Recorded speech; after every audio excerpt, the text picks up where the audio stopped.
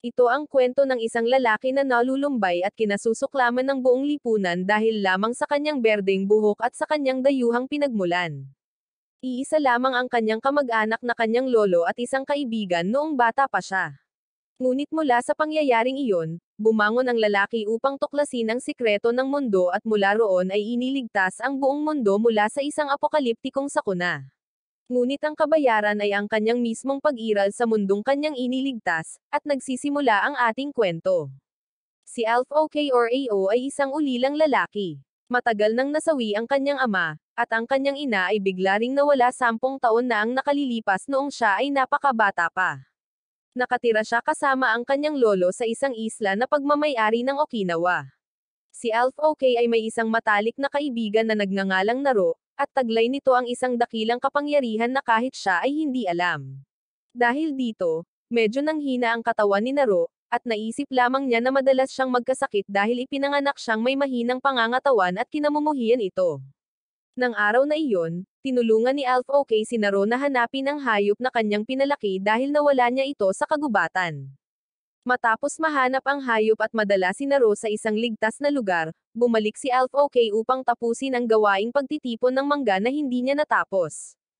Samantala, may isang grupo ng mga taong naghahatid ng mga kalakal para sa militar na pinamumunuan ng isang lalaking nagngangalang Geisel. Bagamat hindi sila masyadong nagtitiwala sa hukbong Hapones, handa pa rin silang magtrabaho para sa pera. Biglang nag-aberya ang lumilipad na aparato ni Geisel, dahilan para mawalan siya ng kontrol at bumagsak patungo sa dalampasigan. Nagkataong nasa unahan si Alf OK, kaya kinailangan ni Geisel na mabilis na umiwas upang hindi siya mabangga.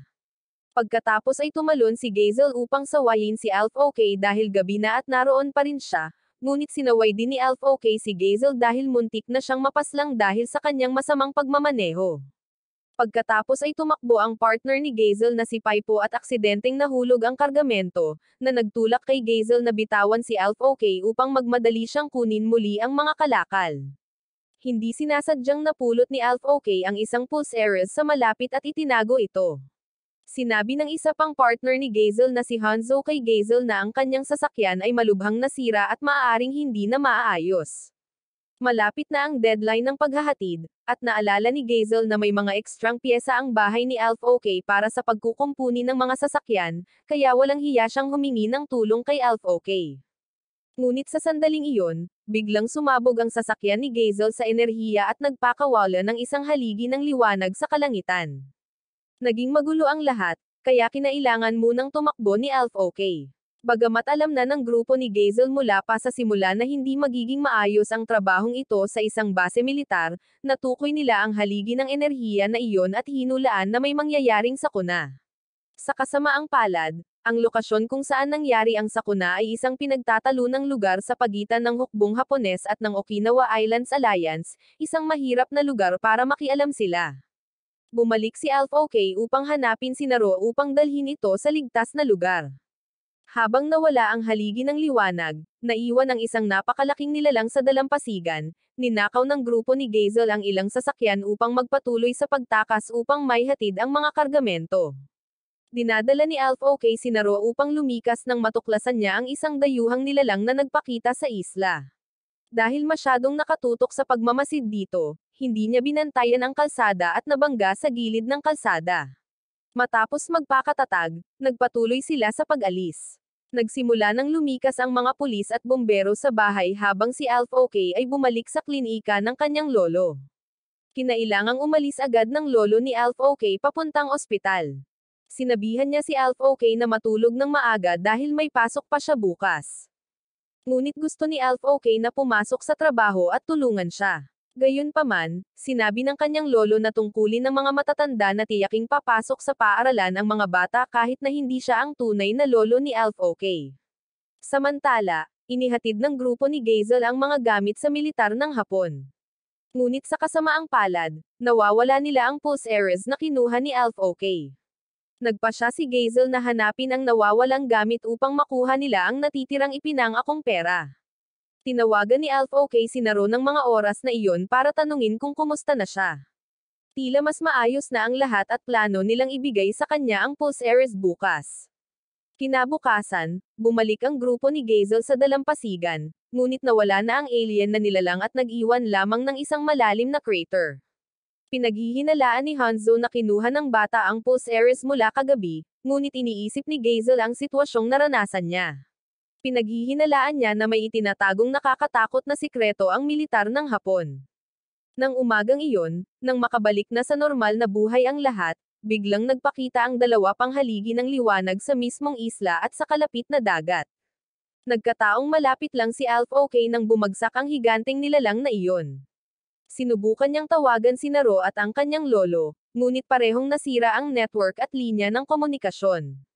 Dumating ang mga residente at sinabihan si Alf OK na umalis agad bago pa man magpakita ang alien na nilalang.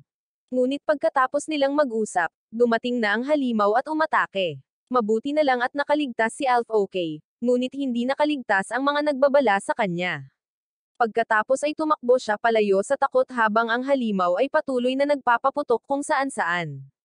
Nang mapagod na siya sa pagtakbo, naisip ni Alf OK kung may magagawa ba siya para baguhin ang sitwasyon. Tiningnan niya ang Pulse Ares, at bigla itong kumislap, dahilan para mahulog ito.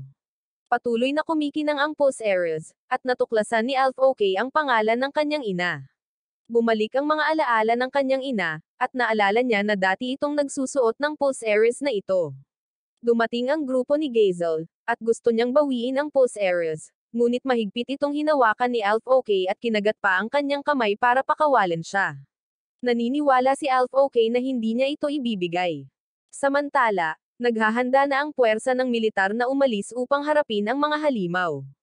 Ngunit dahil hindi nila makontak ang mga puwersang pandepensa sa isla ng Okinawa, hindi nila malinaw na maunawaan ang sitwasyon, na naging dahilan upang maantala ang kanilang pag-deploy. Nakita ni Gazel na tumanggi si Alf OK na ibigay ang Pulse Ares, kaya nakipagkompromiso siya at sinabihan si Alf OK na sumama sa kanya dahil hindi siya maaaring tumayo lamang at manood. Ang hukbong Hapones ng sandaling iyon ay natuklasan ng mga puwersang pandepensa ng isla at itinaboy sila. Patuloy silang tumakbo dahil alam nilang hindi sila maaaring habulin ng mga puwersang pandepensa ng isla dahil kailangan pa nilang asikasuhin ang sitwasyon sa isla. Noong sandaling iyon, isang lihim na aparato sa barkong Hapones ang nagpaalerto sa halimaw at pinahabol ito sa kanila. Sinabi ni Gazel kay Alf OK na ang Pulse Ares niya ang susi sa isang sandatang pag-aari ng hukbong Hapones.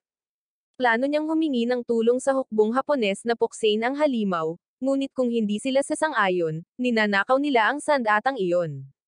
Nadaanan nila ang higanteng bagay, at sinabi ni Gazel na kapag nagpakita ang bagay na ito ay isang senyales na darating din ang mga halimaw. Inakala ni Alf OK na ang mga halimaw ay may internasyonal na pangkat ng depensa na hahawak sa kanila, ngunit ayaw ni Gazel na maghintay na mailigtas dahil kung wala silang gagawin, maaaring mawala ang buong isla. Natuklasan ni Hanzo na sinusubukang tumakas ng hukbong Hapones, kaya't sumugod si Gazel papunta sa dagat. Kasabay nito, napagtanto ng hukbong Hapones na sinimulan na silang targetin ng halimaw. Pinaputok ni Gazel ang kanyang grappling line upang kumapit sa barkong Hapones, ngunit itinutok ng mga sundalong Hapones ang kanilang mga baril sa kanila upang magpaputok ng mga babala. Sa sandaling iyon, nagsimulang magpaputok ang halimaw at direktang umatake sa barkong Hapones. Naapektuhan din ang sasakyan ni Gazel, kaya sinabihan niya si Alf OK na basagin ang windshield at sumakay sa sandatang Hapones upang lumaban. Nagawa ni Alf OK na tumalon papunta sa sandatang iyon, ngunit ang grupo ni Gazel ay nahulog sa dagat, na nag-iwan kay Alf OK na walang tumulong.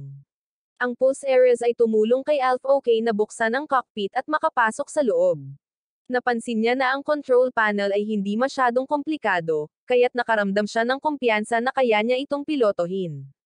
Ang lolo ni Alf OK ng sandaling iyon ay bumabalik upang hanapin ang kanyang apo nang bigla niyang makasalubong ang pamilya ni Naro, na naaksidente sa kalsada. Pagkatapos ay sumabog ang barko, na naging sanhi ng paglubog ni Alf OK at ng sandata sa dagat. Ligtas pa rin si Alf OK at dinagtagal ay napagtanto niyang ang Pulse Ares ay nagsisynchronize sa sandata. Natuklasan niya na ang sandata ay sumasalubong sa may-ari nito, at ang dating may-ari nito ay ang ina ni Alf OK. Ang kanyang buhok ay naging berde, at ang makina ay nagsimulang gumana at umangat mula sa tubig. Ang mga puwersang internasyonal na panlaban ay hindi pa rin nakatanggap ng anumang tugon mula sa pangkat ng depensa ng Okinawa Island, kaya hindi sila makaalis. Ngunit bigla nilang nakita ang isang pamilyar na senyales na muling nagpakita. Habang sumusugod si Alf OK patungo sa halimaw, ang kanyang makina ay hindi inaasahang nagbago sa isang anyong baluti, at sumakay siya sa isang lumilipad na board. Labis pa ring nagulat si Alf OK sa mekanismong ito. At kahit na natatakot pa rin siya nang harapin ang halimaw, pinilit niya ang sarili na manatiling kalmado at nagpatuloy sa pagsulong. Ang pamilya ni Naro sa sandaling ito ay hindi naniniwala na ang lolo ni Alf OK ang nagligtas sa kanila. Ang dahilan kung bakit nagpakita ng pagkasuklam ang ama ni Naro kay Alf OK ay dahil maraming taon na ang nakalilipas ay iniligtas ng kanyang lolo ang isang batang babae at hinayaan itong manatili sa isla. Ngunit mula nang magpakita ang batang babae na iyon, maraming bagay ang nangyari. At ang batang babae na iyon ay ang ina ni Alf OK. Nagsimula nang sumugod si Alf OK para sa lakayin ang halimaw, ngunit kakaunti pa rin ang kanyang karanasan, kaya naman hinabol siya at napilitang tumakas. Dumating na ang International Defense Team, at napagtanto nilang baguhan pa lang si Alf OK dahil sa pag-akay sa halimaw patungo sa higanteng bagay. Nakita ng lolo ni Alf OK ang robot na lumilipad palapit at nakilala niya ito bilang ang robot ng batang babaeng minsan niyang iniligtas. Napagtanto ni Alf OK na nagkamali siya sa pagdadala ng halimaw dito, ngunit agad siyang inatake nito. Halos hindi siya nakapagpanatiling matatag bago bumangga sa higanteng bagay. Napagtanto ni Alf OK na pansamantalang nabulag ang halimaw dahil sa isang uri ng gas na ginawa ng kanyang robot. At ito ay isang kakaibang mekanismo na hindi pa rin kayang muling likhain ng International Defense Team. Pagkatapos ay lumipad si Alf OK sa kalangitan at hinikayat ang halimaw na sumunod sa kanya. Mabilis itong sumugod at hiniwa ang isa sa mga braso ni Alf OK, ngunit nagawa niyang bawiin ang naputol na braso at itusok ito sa ulo ng halimaw para tuluyan itong matapos. Pagkatapos ng laban, hiniling ng International Defense Team na ibunyag ni Alf OK ang kanyang pagkakakilanlan, na nagtulak sa kanya na tumakas. Ngunit hindi pa siya nakakalayo ay natagpuan nila siyang walang malay malapit sa isang kuweba sa tabing dagat at dinala siya sa pampang. Nagising si Alf OK at nakilala si Vanessa. Gusto niyang malaman kung saan niya itinago ang robot, ngunit nagkunwari itong walang alam. Umalis siya pagkatapos habang nagmamasid ang grupo ni Gazel at nagplanong hanapin ang robot bago pa man ito mahanap ng iba. Nang gabing iyon, bumalik si Alf OK sa klinika ng kanyang lolo at natuklasan ang Island Defense Forces na hinahanap siya. Sinabi nila sa kanyang lolo na si Alf OK ang nagpapatakbo ng robot dahil may nakakita sa berdeng buhok ni Alf OK. Nagulat si Alf OK at tumakbo, nang mapagtanto niyang nagbago nga ang kulay ng buhok nito. Noong nakaraan, kinulayan din ng ina ni Alf OK ng itim ang kanyang buhok dahil kinamumuhian siya ng mga taga-nayon. Nagising si Naro at narinig ang kanyang ama na nagpadala ng mga tao upang hulihin si Alf OK upang kumuha ng impormasyon kung saan niya nakuha ang robot. Palihim siyang umalis at natagpuan si Alf OK sa isang lugar na pamilyar sa kanilang dalawa. Naniniwala si Alf OK na sinubukan lamang nitong protektahan ang isla ngunit hinuhuli ng lahat. Sinabi rin niya na ang kanyang berdeng buhok ay kasuklam-suklam, ngunit walang pakialam si Naro dahil nailigtas niya ang isla. Pagkatapos ay nagpasya si Alf OK na dalhin si Naro upang makita ang robot na itinago niya. Tinanong ni Naro kung plano ba niyang pilotohin itong muli, ngunit inakala ni Alf OK na hindi niya gagawin iyon dahil natatakot siyang lalo lang siyang kamuhian. Wala naman siyang ginagawang mali, ngunit lagi siyang tinatrato ng lahat na parang tagalabas. Samantala, naghihintay pa rin ng karagdagang utos ang International Defense Team nang bigla silang makatanggap ng distress call, dahil ang kanilang natitirang piloto ay nahuli ng mga puwersa ng depensa ng isla habang siya ay nag-iisa.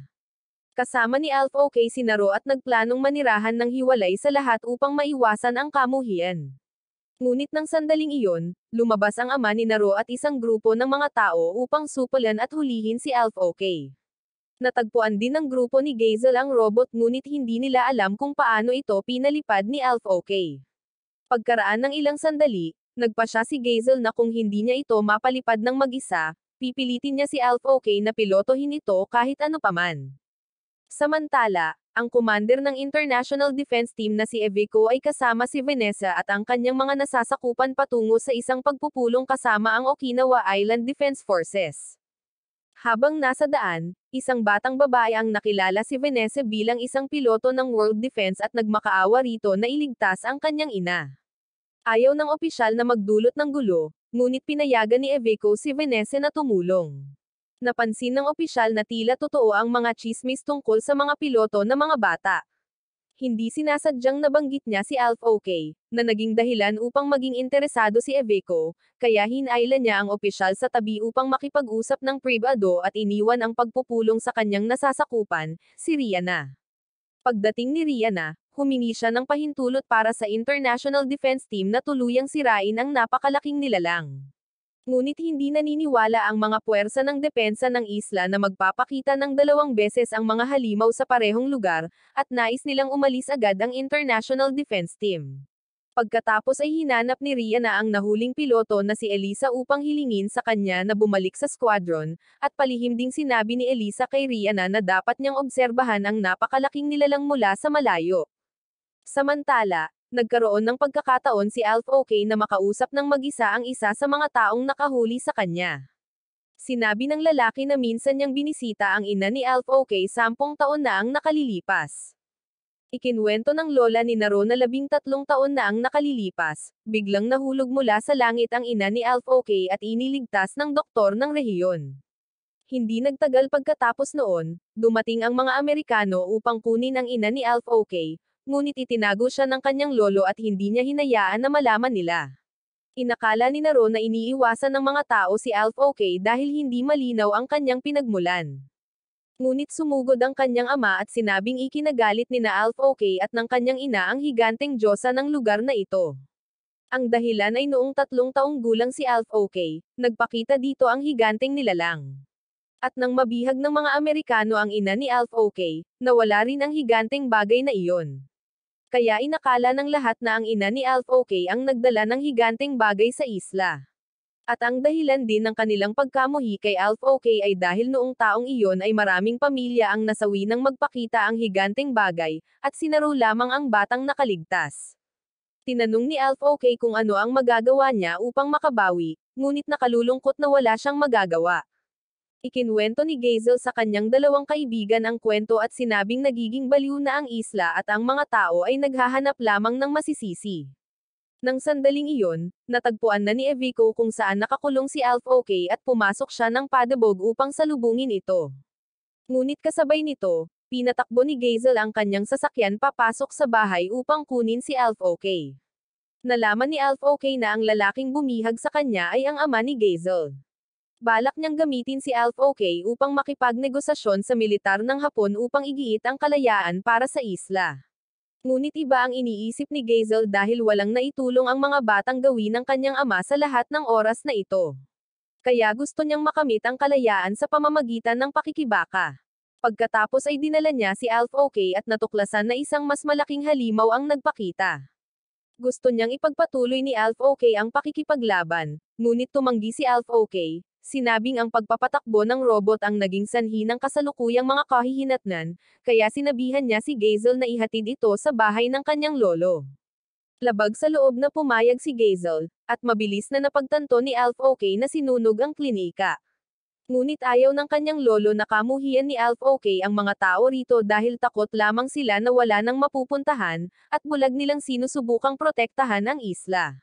Naunawaan ni Alf OK ang kanyang mga salita at nagpas siyang bumalik upang makipaglaban muli. At naghintay doon ang grupo ni Gazel kung sakaling magbago ang kanyang isip.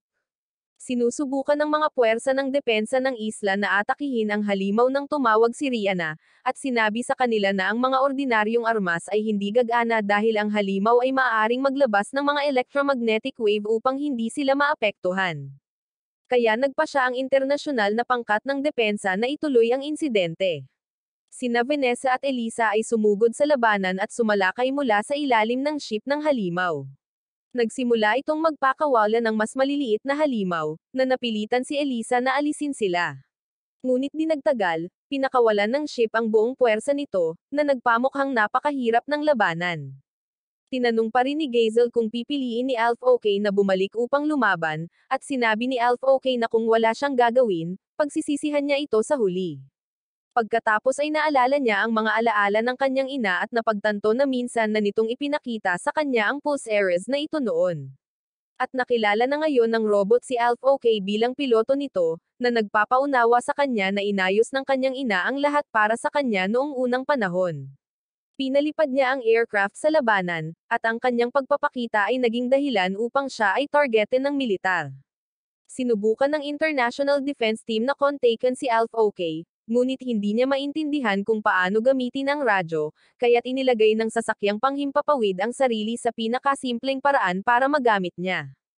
Napagtanto ni Alf OK na ang mga bagay na ito ay hindi nga kasing dali ng sa anime na kanyang napanood. Nakita ni na Vanessa at Elisa ang mga tao na nagpapadala ng mga jet para paputukan ang mga halimaw ng walang kabuluhan, kaya napilitan silang sumugod, isa ang naiwan at isa ang sumusulong.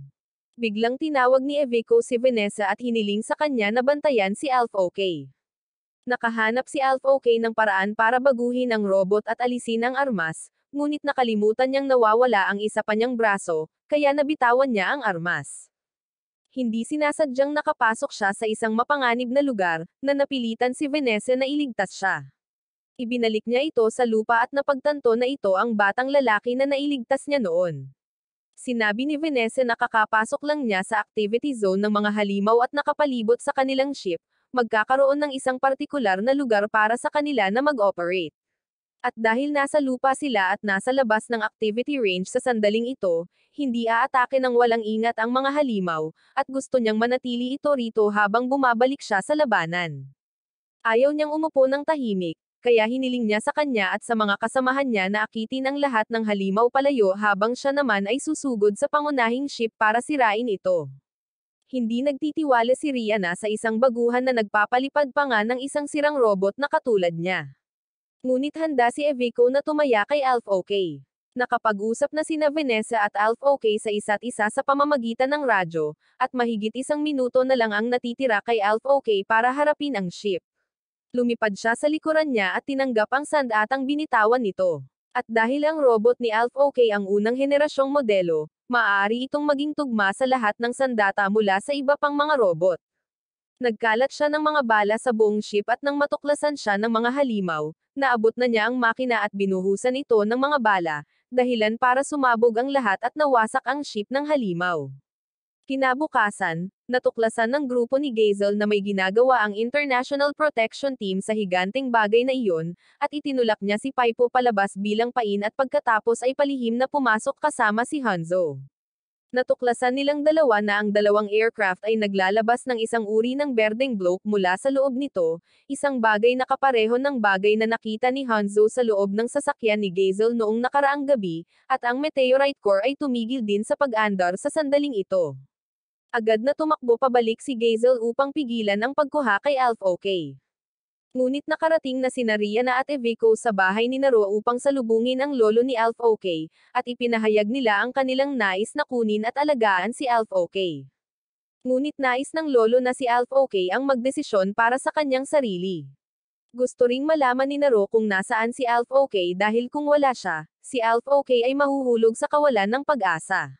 Pagkalipas ng ilang araw, dinala si Alf OK sa lungsod, at ang lalaking nakasuot ng lilang kamiseta ang magiging responsable sa paggabay sa kanya. Sa mismong lungsod, marami pa rin siyang nakikitang mga taong nagpoprotesta laban sa digmaan. At sinabi ng lalaking nakasuot ng lilang kamiseta na ang mga bagay na tulad nito ay nangyayari araw-araw. Dinala niya si Alf OK sa tindahan ng kanyang kapatid na babae upang kumain ng isang mangkok ng pansit. Ngunit nang pumasok ang kanyang kapatid na babae, sinusubukan nitong kontakan ang ahensya ng Panactic upang isuko si Alf OK. Narinig ito ng lalaking nakasuot ng lilang kamiseta at ni Alf OK, at dahil sa inis, dinala ng lalaking nakasuot ng lilang kamiseta si Alf OK. Dinala niya si Alf OK kay Eviko, at dito muling nagkita si Alf OK at si Naro. Hinayaan ni Eviko na makinig si Alf OK sa mensahe ng kanyang lolo, na sinasabing ang robot ay pag-aari ng ina ni Alf OK at minsan itong sumugod sa teritoryo ng kaaway at hindi na bumalik. Natatakot siyang gawin din iyon ni Alf OK, kaya umaasa siyang hindi masasawi si Alf OK. Walang nakakaalam kung ano ang nangyari sa ina ni Alf OK, kaya nagpa siya si Alf OK na lumahok upang malaman ang katotohanan tungkol sa kanya. Gusto ring sumama ni Naro, ngunit dahil sa sakit nito, hindi niya ito pinayagang sumama sa kanya.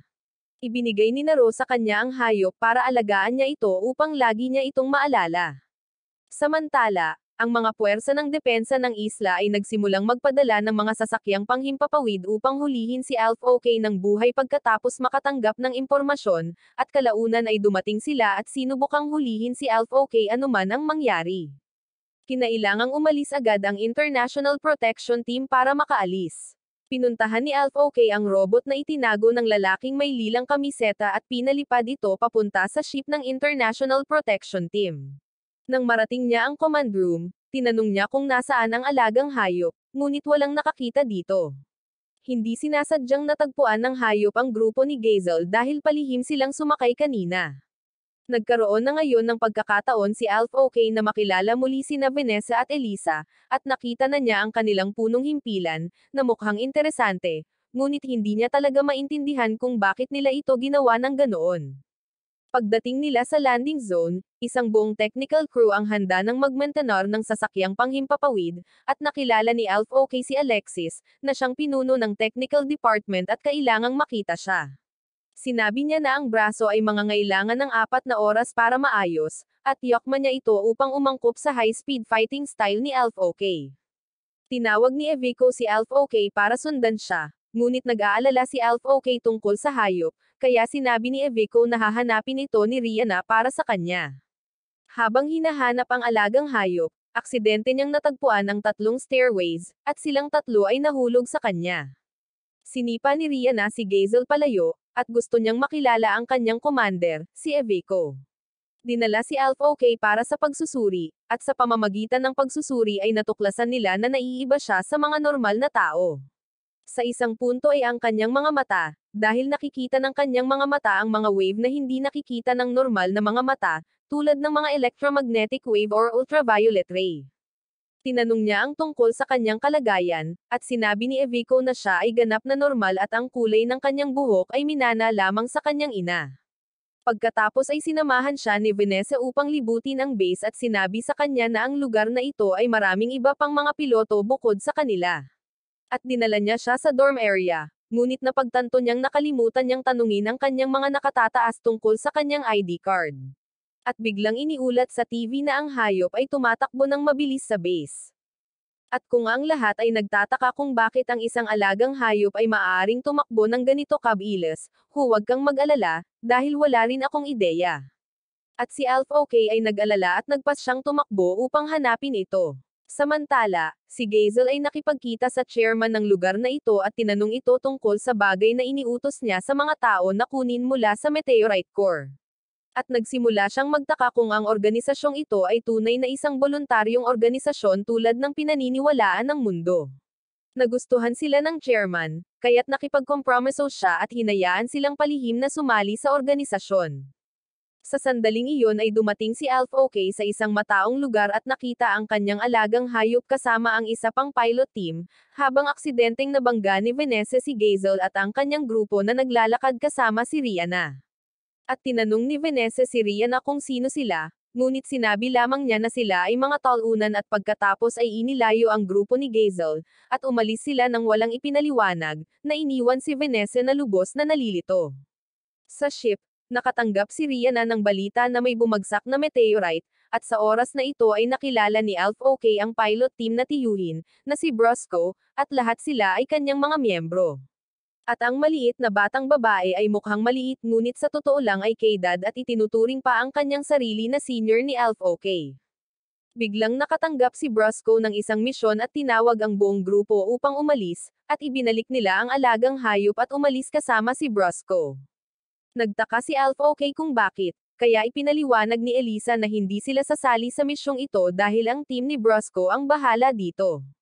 Pagkatapos ay pumunta si Evico sa command room at natagpuan ang grupo ni Gazel doon.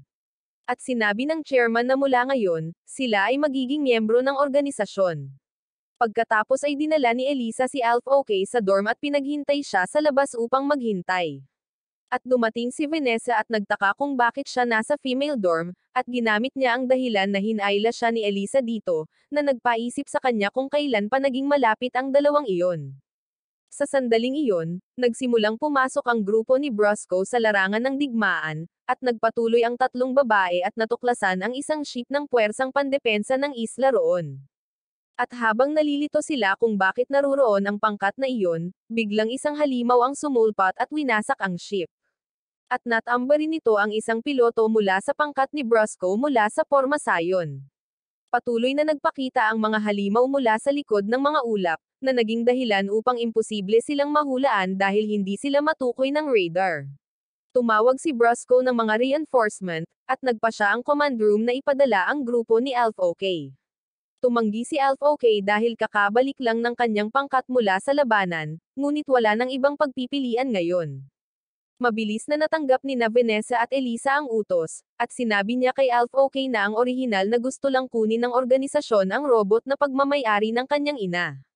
Kaya kung gusto niyang magpatuloy sa pakikipaglaban or hindi ay sarili niyang desisyon at walang pipilit sa kanya.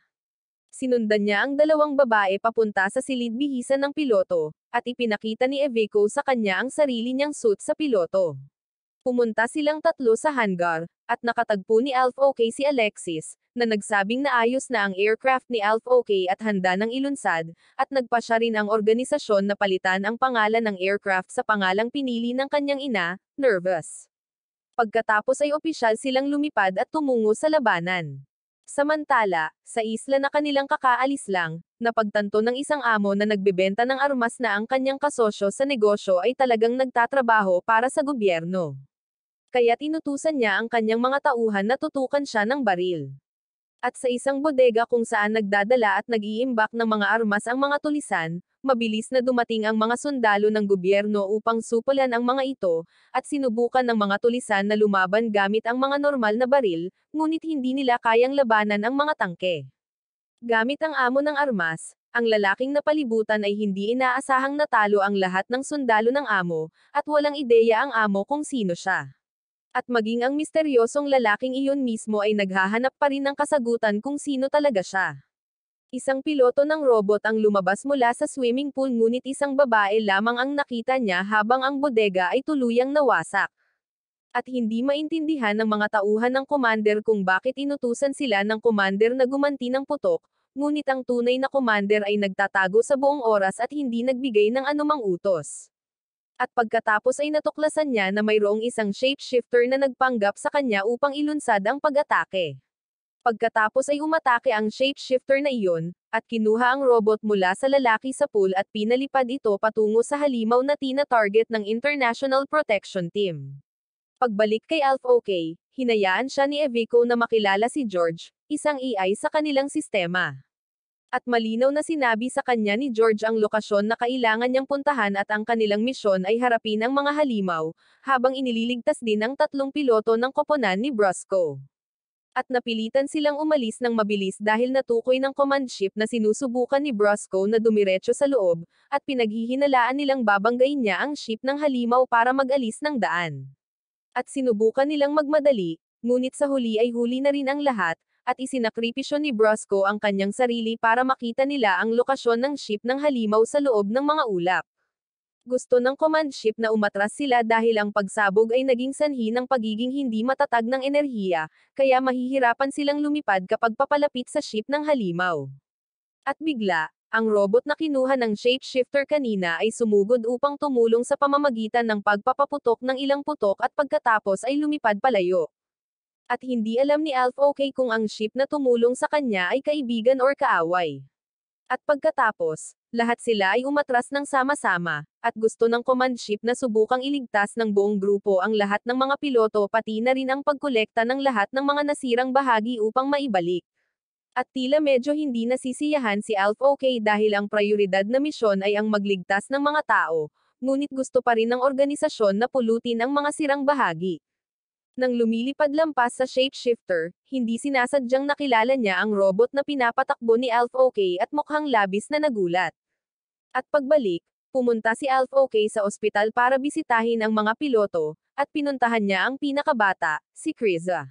At sa wakas ay umupo ang batang babae at sinalubong si Alf OK, at sinabi niya rito na ligtas ang lahat at itinago ang katotohanan tungkol sa nangyari kay Brosco. At pagkatapos, nanatili siya upang bantayan si Kriza upang makapagpahinga ito. Ngunit sa kalagitnaan ng gabi, nakatulog din siya. Nakita ni Kriza si Rihanna na tinatawag si Alf OK, kaya nakinig siya rito at nalaman ang nangyari kay Brosco.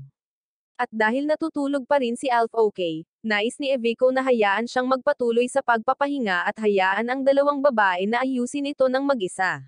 At hindi sinisi ni Eviko si Alf OK sa pagkakatulog dahil hindi siya nakapagpahinga ng ilang araw. At pagkatapos ay ginaising ni Kriza si Alf OK, at napagtanto niyang umalis na ang lahat. Inisip niya na wala siyang silbi, kaya walang nangangailangan sa kanya, at sinimulan niyang sisihin ang kanyang sarili, na hindi matanggap ni Kriza.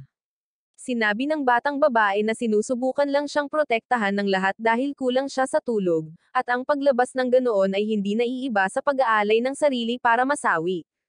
At hindi siya masyadong nalungkot sa pagkasawi ni Brosco dahil napilitan siyang gawin iyon para iligtas sila, at ganoon din si Alf OK. Gusto siyang protektahan ng lahat, ngunit inisip lamang niya na wala siyang silbi at walang kakayahan. At inamin ni Kriza na sinubukan niyang gayahin si Alf OK sa pamamagitan ng pagsalakay sa aktibong sona ng ship ng halimaw, ngunit nagdulot lamang iyon ng kapahamakan sa kanila nang sila ay kontra-atakehin at nabigo. Matapos marinig ang kanyang paghihikayat, nagpa siya si Alf OK na umalis.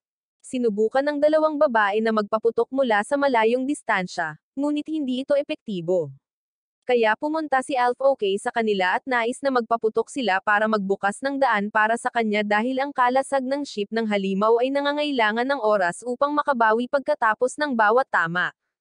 Kaya gusto niyang subukang gamitin ang pagkakataong iyon para makalusot. Sumugod siya sa bagyo at pagkatapos ay kumapit sa isang maliit na ship para lumapag. At sinira niya ang maliit na ship para mas marami pa silang mabitawan, at mula roon ay ginamit niya sila na parang mga batong tontungan para makaakyat. At nang lumapit siya, sinuntok niya lang ang energy core ng halimaw na ship at matagumpay itong nawasak. Pagbalik, nakatanggap siya ng papuri mula kay Eviko, at naunawaan ng shapeshifter kung paano nauugnay ang kanyang pag-iral kay Alf OK. Kinabukasan, napansin ni na Alf OK at Vanessa na may mga taong dumating para linisin ang mga gamit ni Brosco. At pumasok si Alf OK para tingnan at nakita na palaging inuuna ni Brosco ang mga bata sa kanyang koponan, at nagtrabaho siya ng may prinsipyo na hindi pa oras para masawi ang mga bata. Nalungkot si Alf OK dahil isang mabuting tao na tulad niya ang pumanaw. Samantala, dumating ang shapeshifter sa harap ng gate ng organisasyon at umatake. Patuloy siyang nagbago mula sa isang anyo patungo sa isa pa at sa wakas ay bumalik sa kanyang tunay na anyo.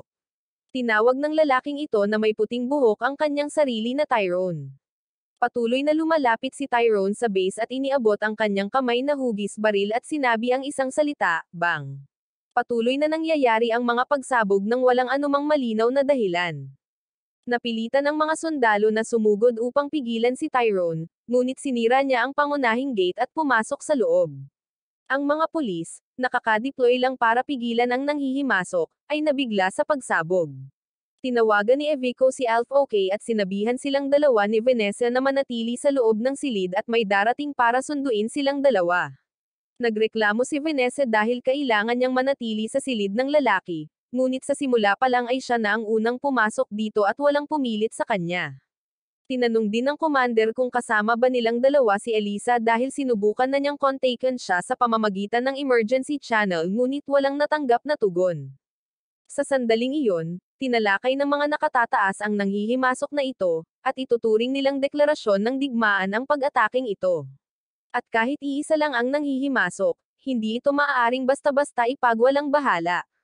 Pagkatapos ay lumabas ang mga nakatataas para ipaalam kay Rihanna na ang unang bagay na kailangan nilang gawin ay tiyakin ang kaligtasan ng mga piloto, at depende sa sitwasyon, maaaring kailanganin nilang sirain ang buong base. Pagkatapos, nakilala natin si Mira. Isa siyang medyo sikat na mga awit sa base na ito, at dapat sana ay may pagtatanghal siya, ngunit nakansela na ito dahil sa pag-atake. At gusto ng mga kasama niya sa pagtatanghal na lumikas siya agad, ngunit sinabihan niya silang mauna dahil may gagawin pa siya. Tiningnan ni Mira ang mga kamera sa base at natuklasan na tila papalapit na si Tyrone sa lugar na ito, ngunit nang tumangala siya, nasa entablado na ito. Tumakbo ang mga sundalo para pigilan siya at tinanong kung saan siya nanggaling, ngunit hindi siya sumagot at sinabi lamang na iaalay niya ang pagtatanghal na ito sa lahat ng nasa base. At pagkatapos, kinuha niya ang mikropono at sumugod at pagkatapos ay nagpaputok ng isang putok na nagpalipad sa lahat ng mga sundalo. Pagkatapos ay tinanong niya si Mira kung ano ang ginagawa nito rito, at nang marinig na isa itong mga awit, hindi niya ito pinansin at umalis. Pagkatapos, nakinig si Mira sa radyo at narinig na nagtitipon ang mga sundalo ng mga tao upang protektahan ang silungan, ngunit napagtanto ni Mira na hindi naman talaga pinupuntirya ni Tyrone ang lugar na iyon. At si Gazel sa sandaling ito ay walang tigil sa pagsusuka nang biglang sumabog ang banyo, at patuloy na naglalakad si Tyrone papasok dito. Dahil hinahabol siya ng mga sundalo, hindi nila napansin at natapakan nila si Gazel at ang kanyang kaibigan.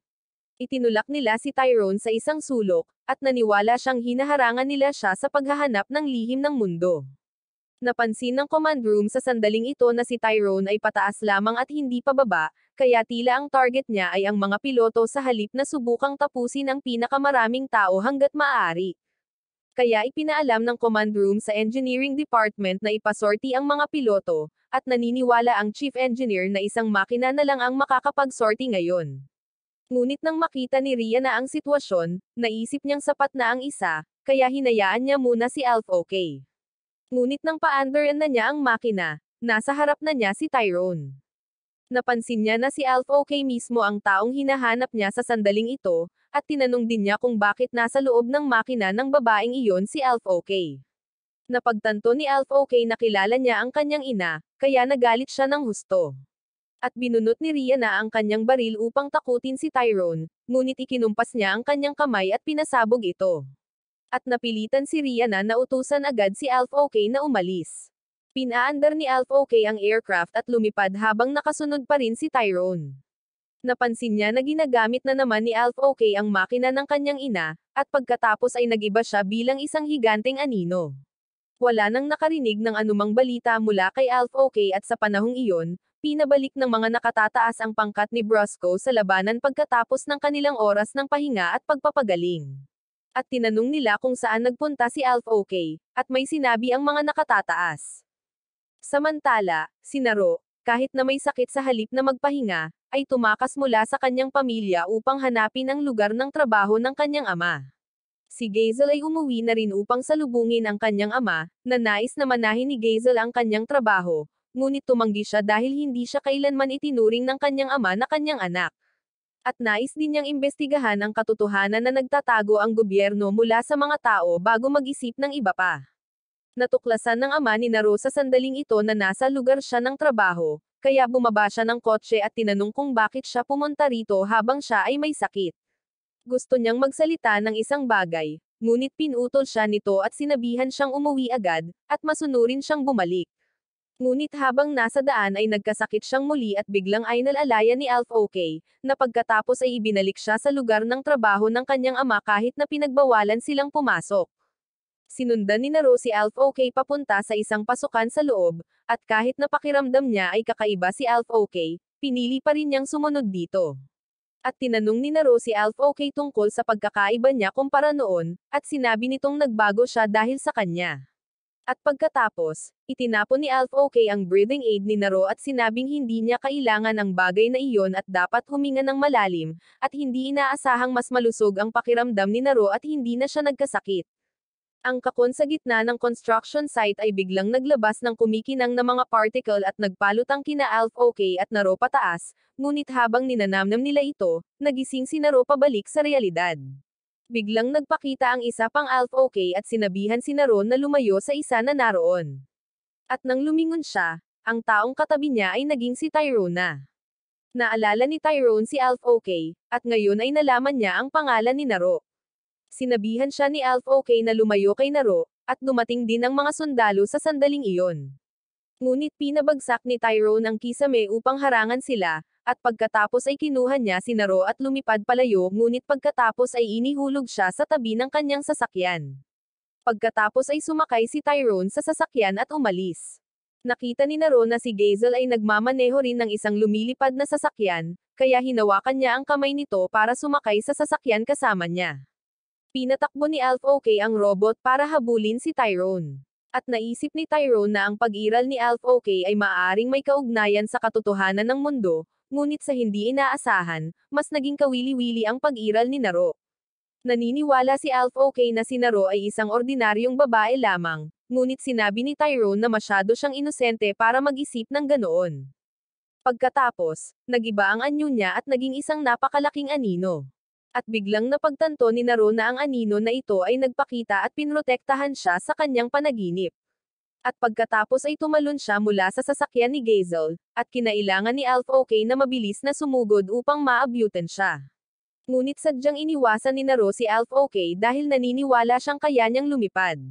At pagkatapos ay ligtas siyang lumapag ngunit kailangan pa rin ni Tyrone na pigilan siya bago siya mawalan ng momentum at mahulog sa bangin.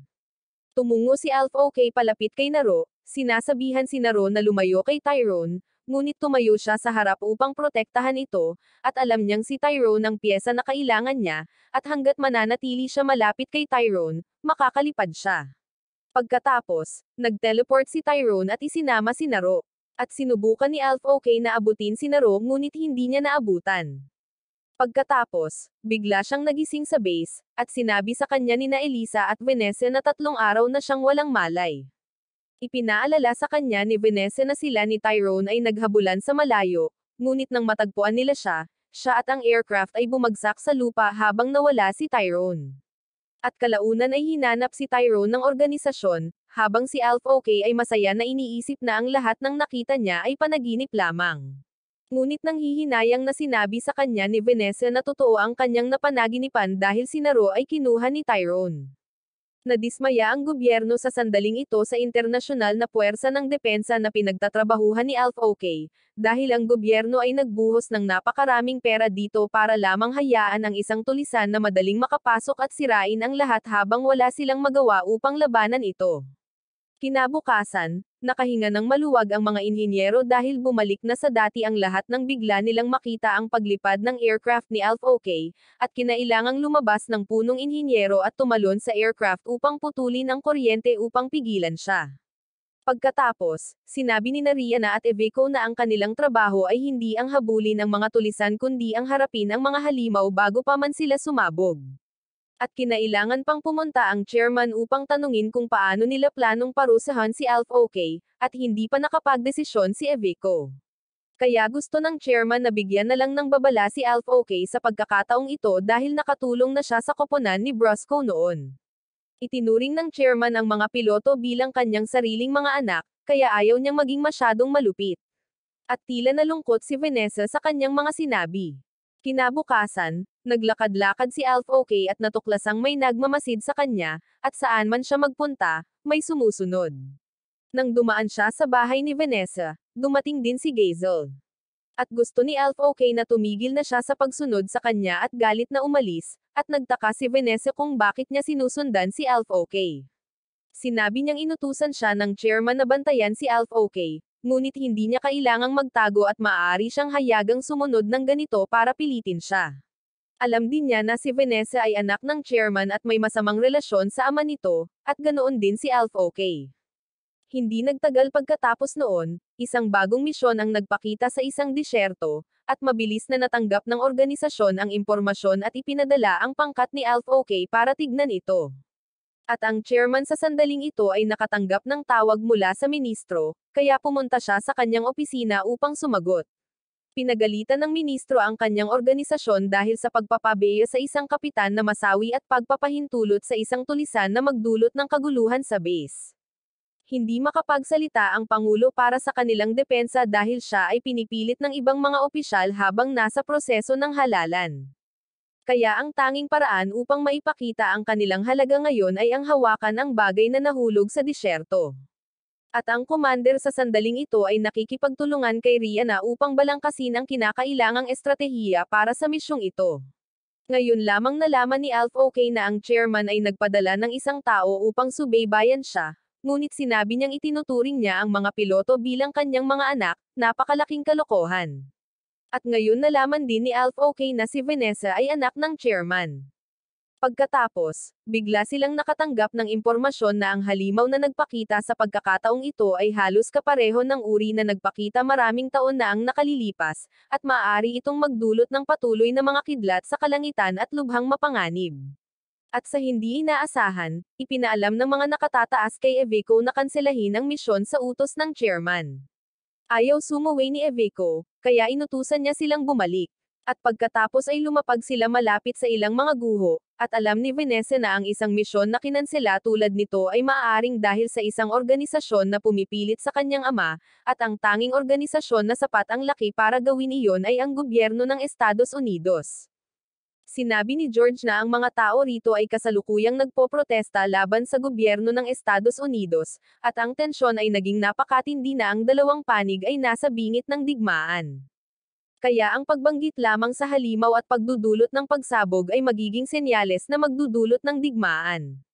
Naalala ni Alf OK ang nangyari sa kanyang bayan at agad na nagalit, sinabing kung patuloy nilang hahayaang mangyari ang mga bagay na tulad nito, masasawi ang mga tao rito, at pagkatapos ay tumakbo siya palayo. At nagpa siya rin si Vanessa na sumunod sa kanya. Nagkita silang dalawa kalaunan sa isang abandonadong bahay, at narinig ni Vanessa na kinasusuklaman din ni Alf OK ang kanyang ama dahil umalis ang kanyang ama noong bata pa ito. Kaya naramdaman niya na halos magkapareho sila, na kinasusuklaman din niya ang sarili niyang ama. Nagtaka si Alf OK kung bakit kinasusuklaman niya ang chairman ngunit nagtatrabaho pa rin dito, at sinabi niya kay Alf OK na 5 taon na ang nakalilipas, siya at ang kanyang ina ay nasangkot sa isang kakilakilabot na aksidente, at nang dalhin sila sa ospital, isa lamang sa kanila ang nailigtas ng doktor. Kaya pinili ng kanyang ama na iligtas siya sa halip na ang kanyang ina.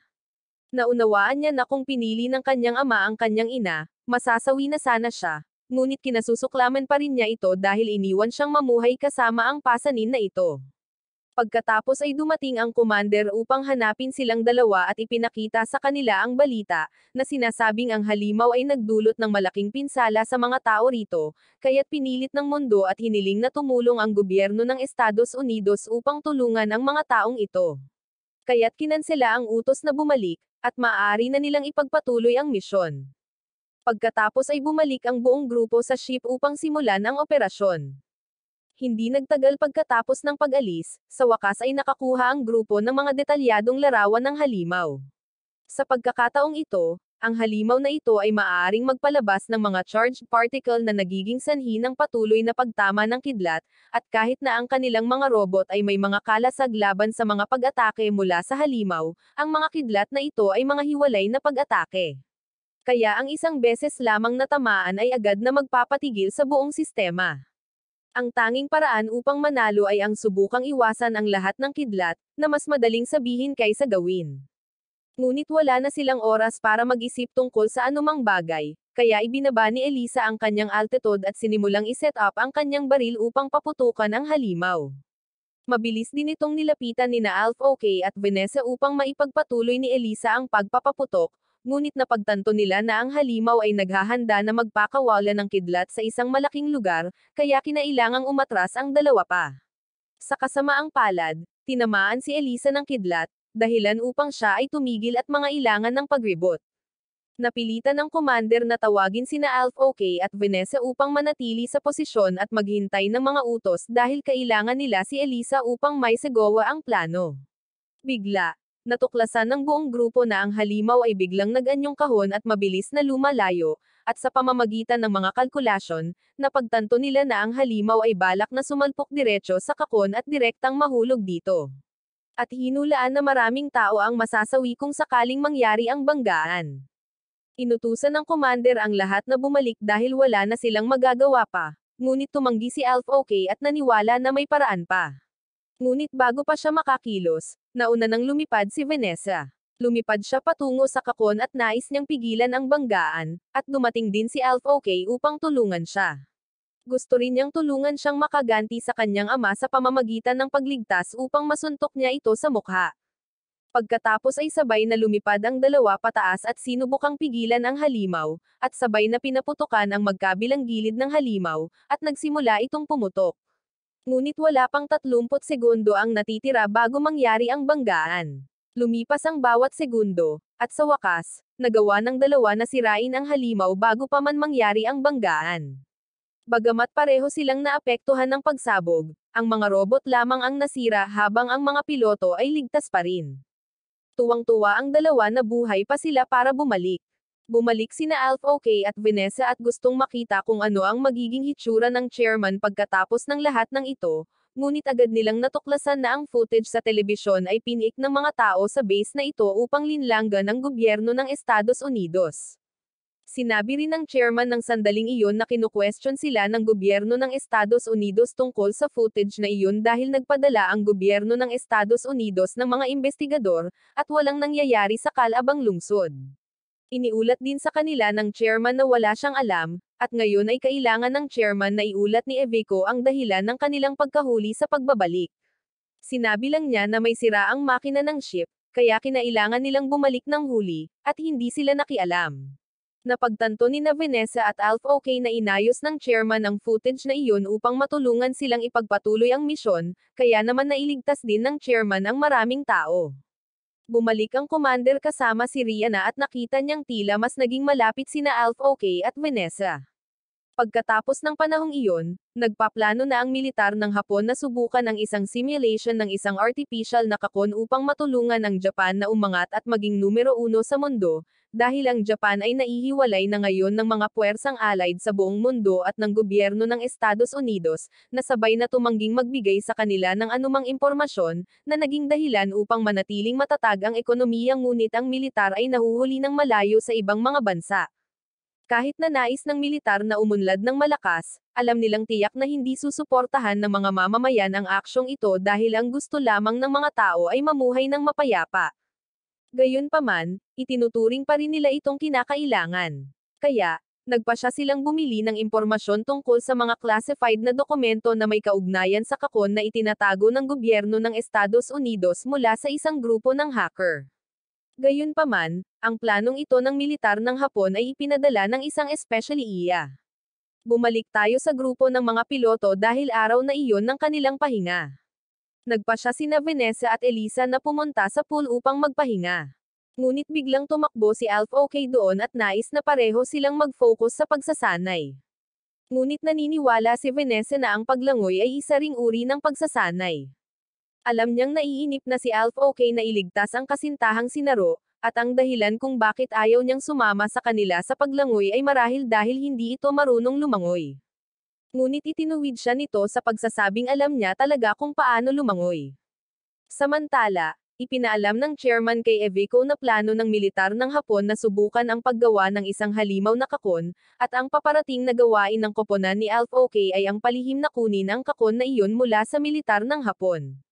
Sa sandaling iyon, dumaan ang grupo ni Alf OK sa silid ni Eveco at napansin na nagbigay lang ng utos ang chairman sa kanyang commander.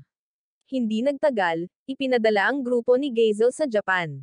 Pagkatapos ng ilang mahirap na proseso ng imigrasyon, sa wakas ay nakalusot ang grupo ni Gazel.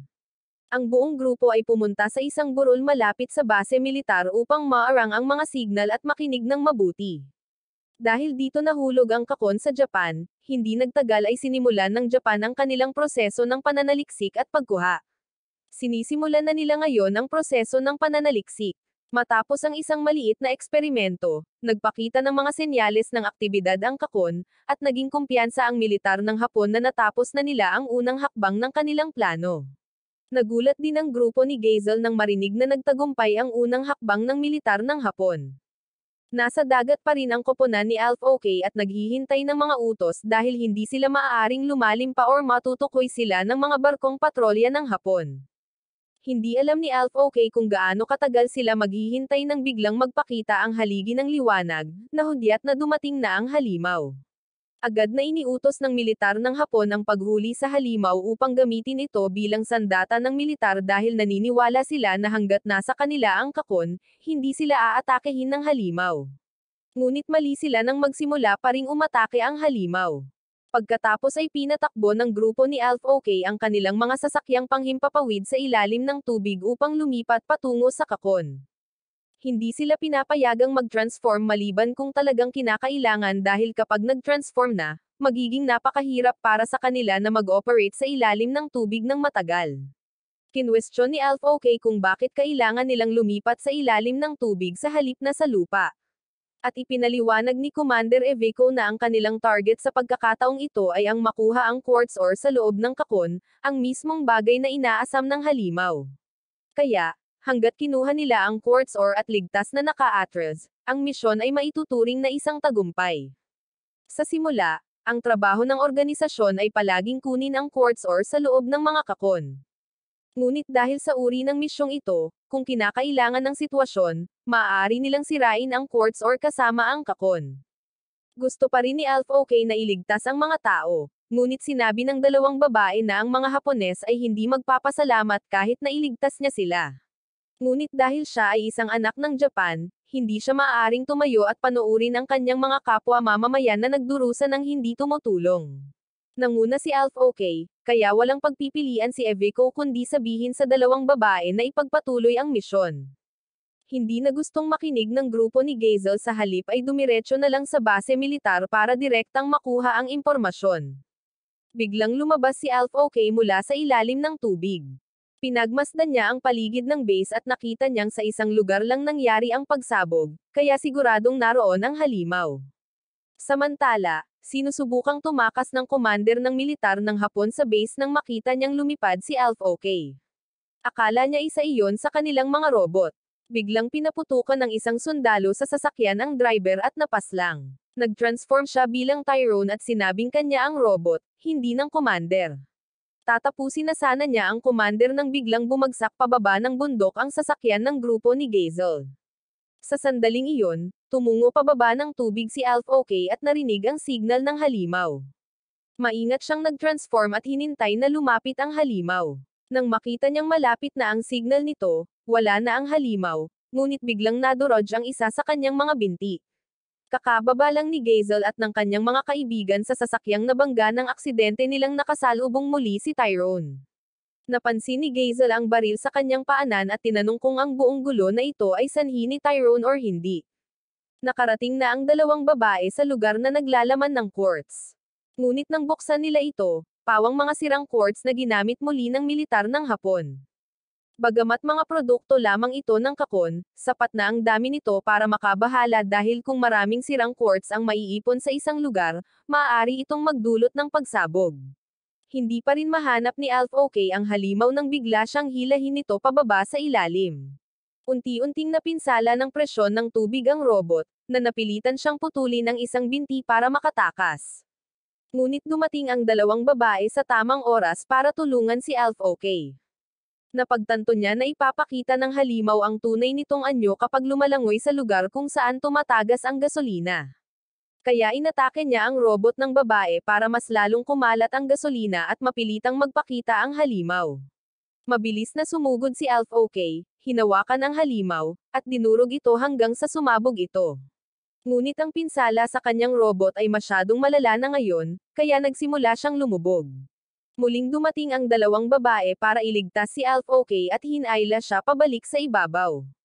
Nagtatanong si Gazel kay Tyrone tungkol sa ilang bagay nang lumipad ang dalawang babae dala si Alf OK, dahilan para mawala sa focus si Gazel sandali at muling nakatakas si Tyrone.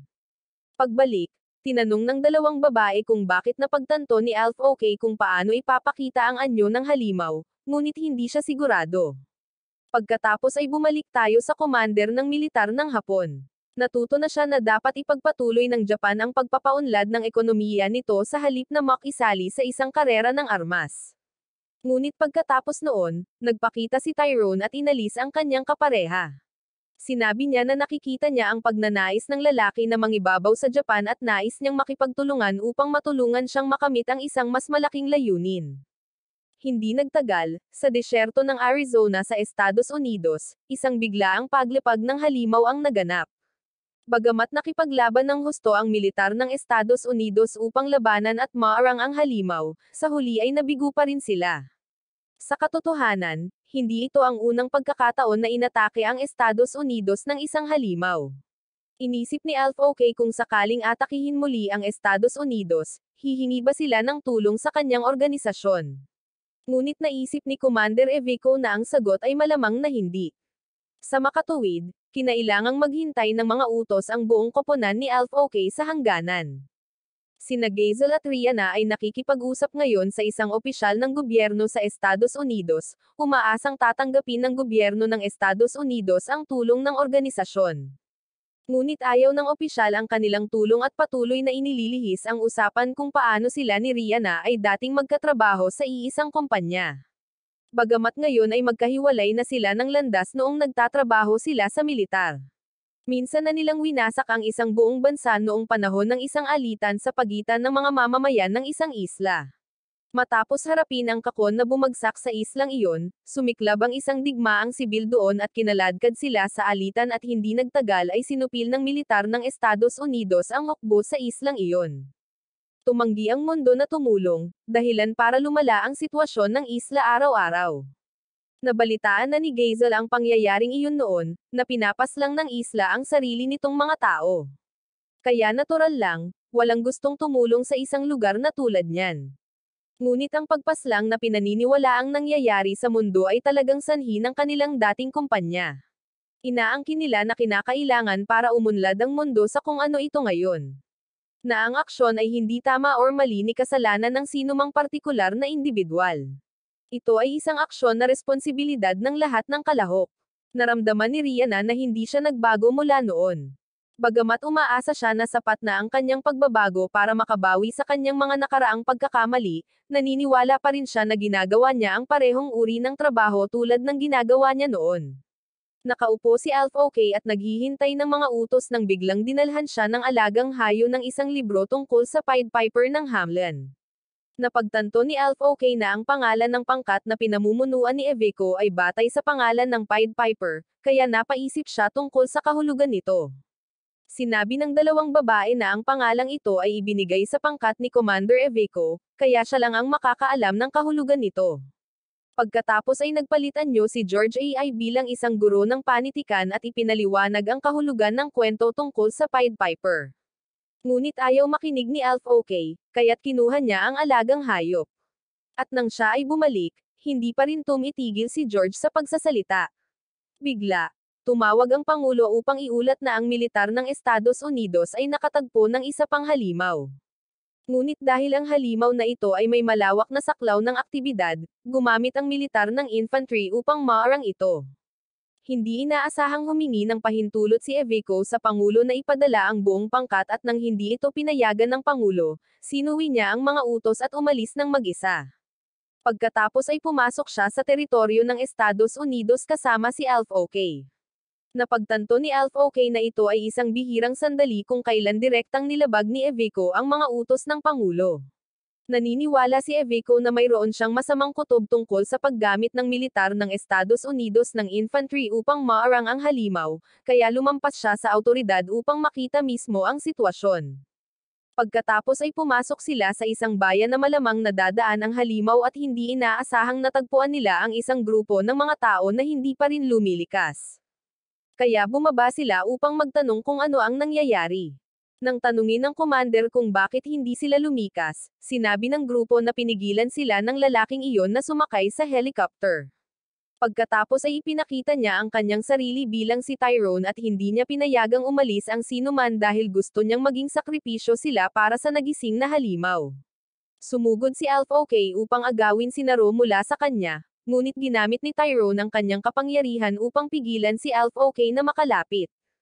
Muling nabigo ang infantry ng Estados Unidos sa sandaling ito laban sa halimaw. Habang si Rihanna ay pinipigilan ng opisyal ng gobyerno, na ayaw pa ring tumanggap ng tulong mula sa kanilang organisasyon.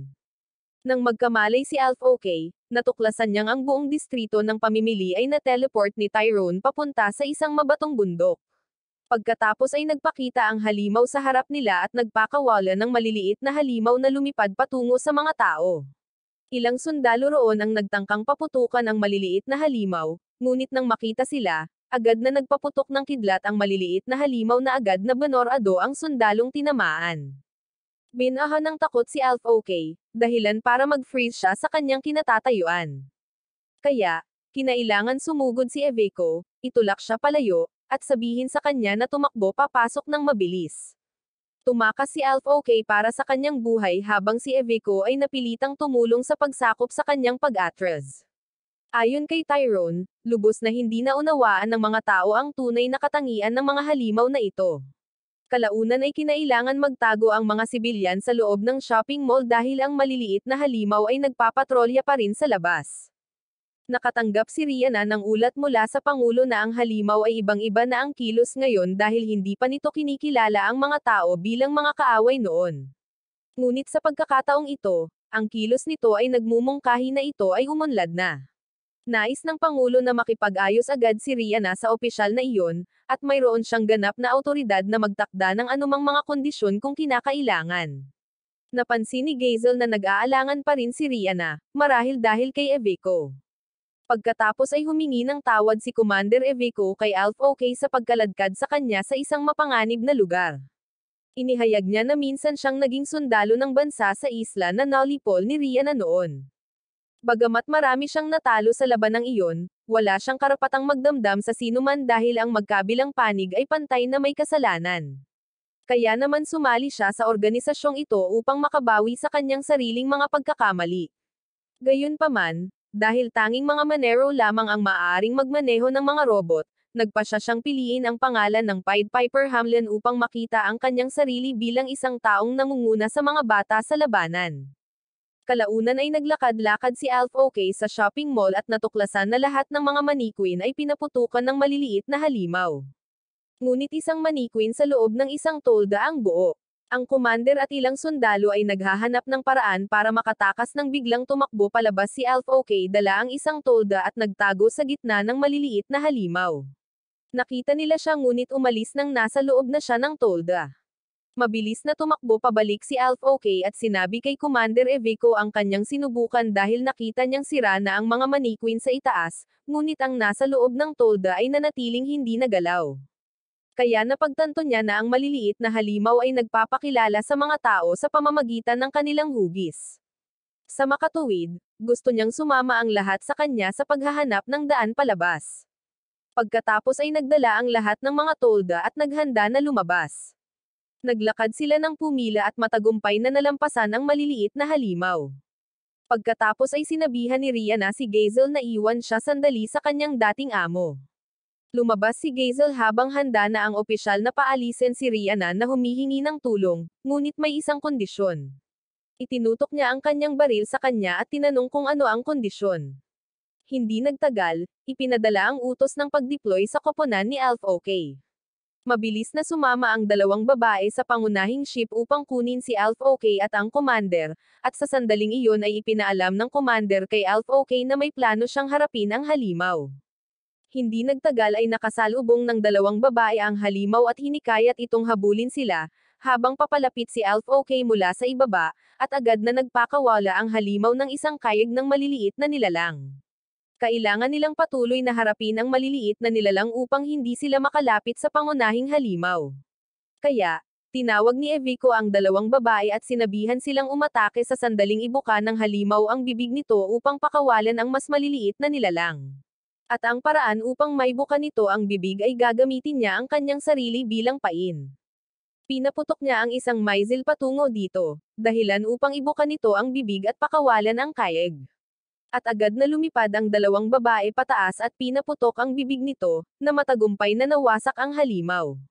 Pagbalik nila sa ship, sinabihan ni Rihanna si Commander Eveko na huwag nang ipagsapalaran ang kanyang sarili ng ganoon dahil ang buong koponan ay nangangailangan ng isang pinuno na tulad niya. Hindi nagtagal, nagkaroon ng pagkakataon si Gazel at ang kanyang pangkat na mag-imbestiga ng ilang bagay, at natuklasan niya na ang mga awit na si Mira, na dati nang nasa kanilang base, ay naglalakbay kung saan-saan para magtanghal sa panahong ito. Gayunpaman, habang wala pa silang impormasyon, maingat na sinuri ng kanyang grupo ang mukha ni Mira, at nang ikumpara ito, halos kapareho ito ni Elisa. Medyo nalito si Elisa sa sandaling iyon at marahil ay hindi man lang nakilala na ang sarili niyang pangalan ay Elisa. Ngunit dahil nasa isang misyon sila, hindi na lang pinansin ni na Vanessa at Alf OK ang issue ni Elisa at nag-focus muna sa misyon. Dalawang sinag ng liwanag ang nagpakita, at nagtaka si Alf OK kung saan nanggaling ang mga halimaw na ito. Sinabi ni George na ang isyong ito ay nasa antas pa lamang ng isang hipotesis at walang sino man ang talagang nakapagpatunay kung saan nanggaling ang mga halimaw. Pagkatapos ay dumaan si Gio sa alikabok at nakita ang kakon ngunit hindi niya nakita ang halimaw. Napansin niya ang isang itim na usok na lumalabas at inakala niyang si Tyrone ito. Kaya lumipad si Alf OK para atakihin ito. Ngunit nang dumating ang dalawang babae, nawala ang usok na iyon. Mula sa lupa, isang itim na nilalang ang gumuhit ng mukha ng Pangulo nang mismong nagsasalita ng masama si Vanessa tungkol sa kanyang ama. Nahiya siya nang magpakita ang mukha ng Pangulo, kaya pinaputok niya ang kanyang baril para burahin ang guhit. Walang nakakasiguro kung tunay nga bang nagpakita ang halimaw sa pagkakataong ito or hindi, kaya sa ngayon, ipinagpatuloy muna nila ang pagkolekta ng quartz ore. Habang kinukuha ito, may biglang pumasok na buhangin sa robot ni Elisa.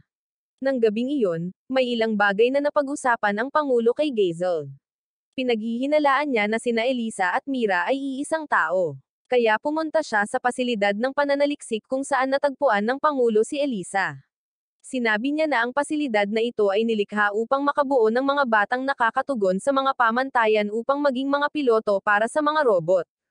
Nag-eksperimento ang nations sa mga bata upang mapataas ang kanilang pagiging tugma sa mga robot. Gayunpaman, si Elisa ay nagsanay sa pasilidad na ito sa loob ng 2 taon, kaya naniniwala pa rin siyang normal ito. Sinabi ng kaibigan ni Gazel na hindi maaaring magsanay si Elisa sa base habang nagtatanghal din sa isang malayong lugar sa mundo. Kaya gusto niyang isuko ni Gazel ang ideyang iyon. Ngunit minsan ay sinabi ni Tyrone kay Gazel na dapat niyang subukang hanapin ang katotohanan upang ang katotohanan ay makarating sa kanya. Nalaman namin na sinasadya ng gobyerno ng Estados Unidos na ilagay si Mira sa loob ng organisasyon upang maghanap ng ilang lihim na impormasyon sa loob. Ngunit sa nakalipas na 2 buwan, napagtanto nila na si Mira na kanilang inupahan at ang Mira na kanilang nakakausap kamakailan ay hindi magkapareho. Magkatulad ang hitsura, ngunit ang boses at pagkanta ay ibang-iba. At pagkatapos ay nagmungkahi sila ng isang teorya na ang Mira na kanilang nakasalamuha ay maaaring si Elisa. Samantala, ang pangkat ng inhinyero ay nagsasagawa ng pagpapanatili sa mga robot nang biglang sumabog ang buhangin sa loob ng robot ni Elisa at pumasok sa katawan ng 3 babae mula sa pangkat ni Brosco, dahilan para mawala sila sa kanilang isip at lumipad palayo sakay ng kanilang aircraft. Sinapian din si Elisa ng buhangin na iyon, kaya hindi niya makilala kung sino talaga siya, Mira or Elisa. Pagkatapos ay tumakbo siya papunta kay Alf OK.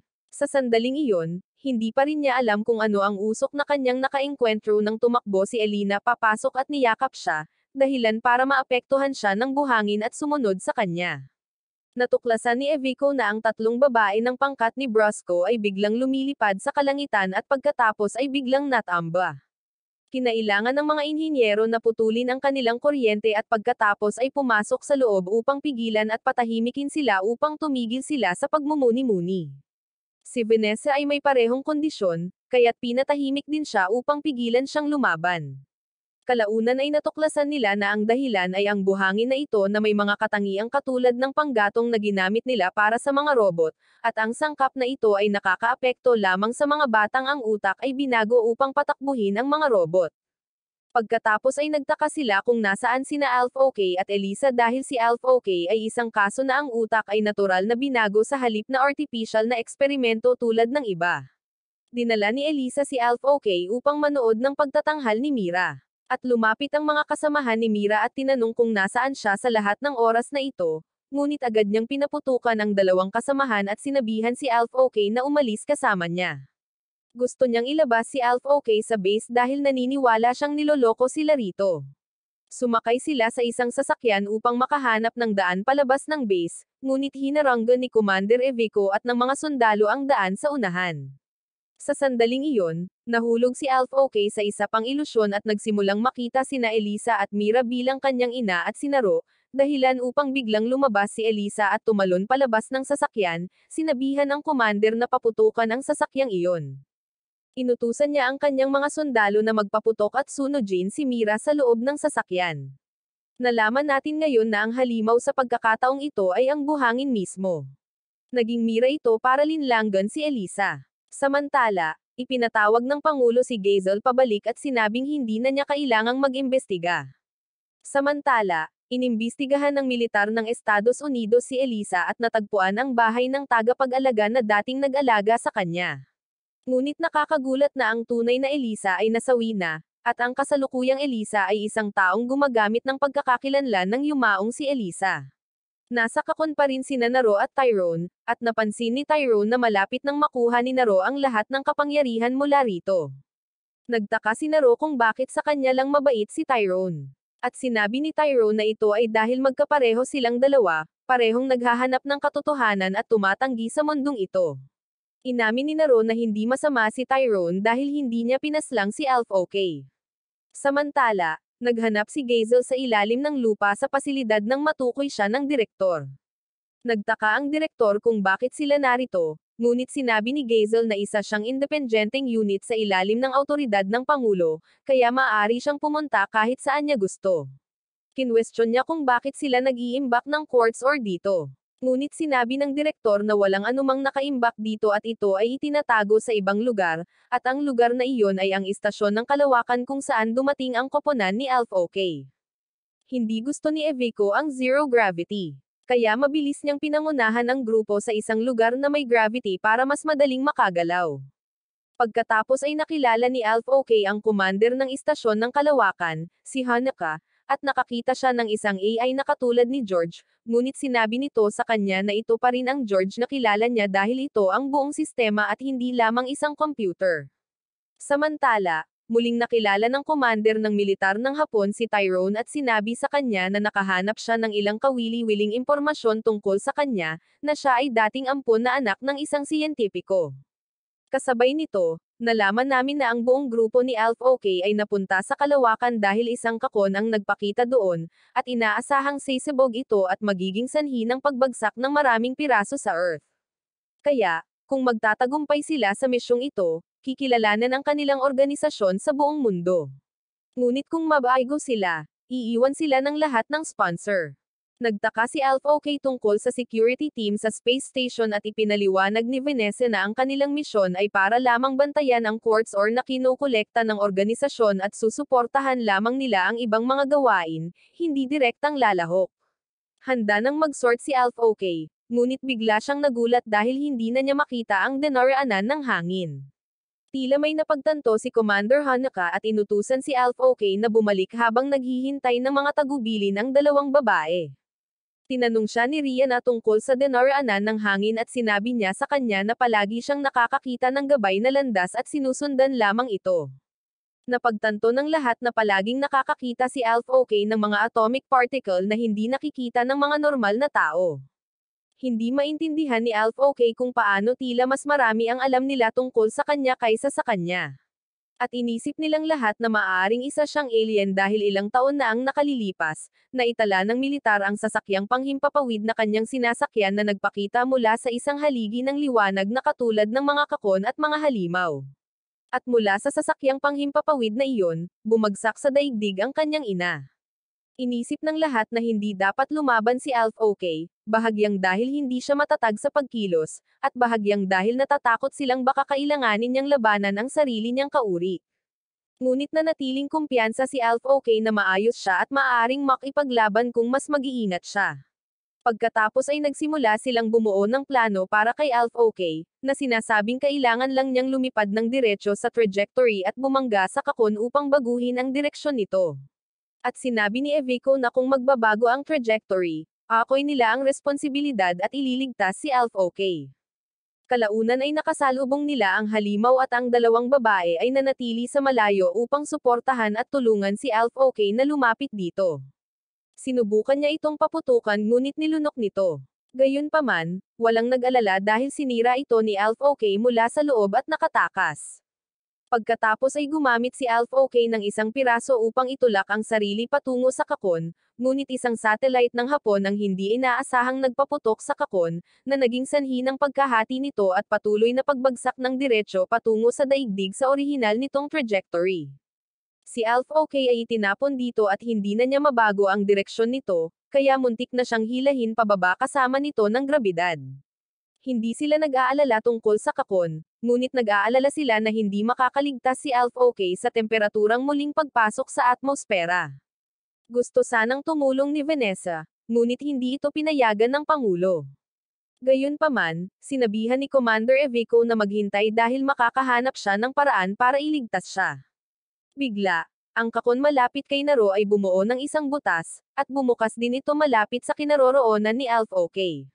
Nagtago siya sa loob, at hindi inaasahang nasa loob ay isang makina. Nagsimulang maghiwalay ang kakon at nabunyag na sa loob ay isang napakalaking aircraft. Isang robot ang lumabas at sumulong, hudyat kay Alpha OK na lumapit. Pagkatapos ay sinangga si Alpha OK ng ship at ligtas na nakabalik sa daigdig. Nang mahulog ang ship sa dagat, siya at ang isa pang robot ay lumapag dito. Ngunit nang lumabas si Alpha OK sa cockpit, bigla niyang nakita na ang piloto ay kamukha ng kanyang ina. Nagpakilala ang babae bilang si Yurika, at hindi niya maintindihan kung bakit may buhok si Alpha OK na katulad ng sa kanya. Pagkatapos ay kinailangan ni Alpha OK na manatili sa ship na ito kasama si Yurika habang naghihintay ng mga rescuer. Nakahuli si Alpha OK ng isda para kainin, ngunit masyadong malakas ang hatak ng isda, kaya napilitan si Yurika na tumakbo at hawakan ito para hindi ito mahulog sa dagat. At mula rito, nalaman din namin na buntis si Yurika. Nang pumasok sila sa ship para kumain at mag-usap, nalaman ni Alpha OK na si Yurika ay nagmula sa ibang daigdig na iba sa kanyang tinitirhan. At sa daigdig ni Yurika, itinuturing ng mga tao ang mga kakon bilang mga tahanan at naninirahan sa loob ng mga ito. Nabalitaan ng militar ng Estados Unidos ng sandaling iyon na muling nagpakita si Yurika at kasama nila siyang nangangaso. Kahit na nahulog silang dalawa sa katubigan ng Japan, iginiit ng Estados Unidos na hindi muna nila hahayaang mapunta sa kanila ang Japan. Samantala, nakipagkita ang commander ng Hapon sa isang mataas na opisyal na nagngangalang Colonel Enzo upang humingi ng tulong sa pag-secure kay Yurika. At kahit sinubukan ng International Protection Team na itago ang pagbabalik ni Yurika, maaga pa ring nakuha ng militar ng Japan ang impormasyon. Nang sumakay sila sa barko, tinanong ng kapitan ang commander kung sino ang babae. Mabilis siyang lumapit at nagtanong kung bakit pumunta rito si Tyrone. Gusto ni Tyrone na iwan sa kanya ng militar ng Hapon si Yurika at papayagan niya silang tapusin ang nervous, ngunit tinutukan ng commander ng baril si Tyrone, ayaw makipagkompromiso dahil walang balak ang gobyerno ng Hapon na harapin ang International Protection Team. Gayunpaman, tumalikod lang si Tyrone, ipinapakita sa commander na walang epekto sa kanya ang mga banta. Samantala, sinusubukan ng koponan ni Evico na kontaken si Yurika sa lalong madaling panahon. Hindi alam ni Vanessa kung sino si Yurika or kung bakit nataranta ang lahat sa pagbanggit sa kanya. Kaya ipinaliwanag ni Rihanna na siya ang ina ni Alpha OK, kahit na noon pa iyon. At ang kasalukuyang Yurika ay tila isang kakaibang babae lamang na nagpakita mula sa loob ng kakon. Ngunit isang miyembro ng tripulante ni Hanaka ang nagsiwalat na 10 taon na ang nakalilipas, ang mga kakon ay nagpakita kasabay ng pagdating ni Yurika sa daigdig, at tinuruan niya ang mga tao kung paano labanan ang mga ito, na humantong sa paglikha ng International Protection Team. Ang Pangulo ngayon ay napipilitan sa pagitan ng dalawang pagpipilian. Ang isa ay ang pumili ng kaligtasan sa pamamagitan ng pagpapabalik kay Alpha OK kay Yurika, ngunit iiwanan ang ship. Ang isa pa ay hayaan si Alpha OK na protektahan si Yurika anuman ang mangyari at maghintay para sa mga karagdagang tauhan na magbabantay din sa ship. Samantala, kinausap ni Alpha OK si Yurika at tinanong siya tungkol sa ama ng kanyang anak, at sinabi niyang si Rendon iyon, isang taong medyo parang isip bata, ngunit lubos niyang minamahal. Hindi niya alam kung nasaan siya ngayon. Ang pinakahuling alaala niya ay ang kanyang pag-iimbestiga kay Rendon tungkol sa mahiwagang pagkawala ng mga kakon. At pagkatapos ay isang kislap ng liwanag ang nagpakita at hinayla siya, ang ship, at ang nerve ash ni Rendon papunta sa mundong ito. Sa sandaling iyon, dumating ang grupo ni Evico at bigla niyang nilapitan si Yurika at binati siya dahil 10 taon na ang nakalilipas. Nakilala siya ni Yurika at isiniwalat na minsan na siyang naglakbay sa hinaharap ng panahong ito at nakilala siya pati na rin si Colonel Enzo. Noong panahong iyon, ang mga sundalo ni na Yurika at Evico ay nasa isang misyon na kumuha ng quartz ore at puksain ang mga halimaw. Si Yurika ang piloto ng Nerve Ash at sinubukang kunin ang quartz core habang pinipigilan ng mga tao ang halimaw. Ngunit lumaban ng napakalakas ang halimaw kaya kinailangan ni Yurika na gumawa ng masakit na desisyon na hayaan ang Nerve Ash na lumaban ng mag-isa, habang kinukuha niya ang quartz ore at nawala sa liwanag, alam niyang kailangan niyang iwan ang kanyang maliit na anak na mag-isa sa mundong ito. Nagkataon ding nailigtas si Naru ng Nerve Ash at bahagyang hinigop ang ilan sa kapangyarihan nito sa panahon ng pangyayari. Pagkatapos, dumating ang Pangulo upang kunin si Iveco, ngunit pinili niyang bumalik sa kanyang tinubuang bayan. Si Alf OK, na hindi pa rin maintindihan ang mga salita ni Iveco, ay sinabihan na ang kasalukuyang Yurika ay babalik upang salubungin siya, at ang bata sa kanyang sinapupunan ay si Alf OK mismo. Samantala, sinuri ni Vanessa ang datos ni George at natuklasan na ang ship na dating ginamit ni Yurika papunta dito ay ginawa noong taong 12,000, na nagpapatunay na tunay itong nagmula sa malayong hinaharap, hindi sa ibang planeta. Napansin ni Alf OK na sinundan din sila ng grupo ni Gazel dito, at ipinaliwanag ni Gazel na ang kanyang misyon mula sa Pangulo ay ibalik si Yurika upang magsilbi sa mga layunin ng pananaliksik sa mga halimaw at kakon. Gayunpaman, iginiit ni Iveco na dapat bumalik si Yurika 13 taon na ang nakalilipas upang sundin ang tamang timeline. Habang iniisip ni Gazel na nahulog na ang loob ni Iveco kay Yurika at gusto lamang itong ilayo sa organisasyon, galit na galit si Alf OK dahil palaging umaarte si Gazel na parang alam niya ang lahat at nakikialam sa kanyang mga gawain. Biglang tinambangan ang kanilang ship at nabihag ng mga puwersang Hapones si Yurika. Nang makilala ni Iveco si Enzo, nagpaputok siya upang mabilis na makuha si Yurika. Si Alf OK, na nakikipaglaban kay Gazel ng sandaling iyon, ay biglang nakakita ng isa pang Yurika na nagpakita sa harap niya at tumakbo siya upang ilayo ito.